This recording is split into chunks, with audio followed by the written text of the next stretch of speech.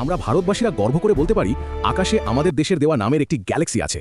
আকাশে তারা বা ছায়াপথের কথা উঠলেই আমরা সাধারণত মিল্কি ওয়ে, অ্যান্ড্রোমিডা এইসব নামই শুনে এসেছি, কিন্তু এবার নতুন একটি নাম যোগ হয়েছে, আলোকনন্দা। আলোকনন্দা এমন একটি গ্যালাক্সি যা এই মাসেই ভারতে আবিষ্কৃত হয়েছে। পুনের বিজ্ঞানীরাই এটি আবিষ্কার করেছেন। আর ব্যাপারটা শুধু এতটুকু নয় যে ভারত আবিষ্কার করেছে আর নাম দিয়েছে, এর গুরুত্ব তার চেয়েও অনেক বেশি। এই গ্যালাক্সিটি নিজেই ভীষণ রহস্যময়। বিজ্ঞানীদের মতে ব্রহ্মাণ্ড সৃষ্টি হওয়ার প্রায় সঙ্গে সঙ্গেই এই গ্যালাক্সিটির জন্ম হয়েছিল।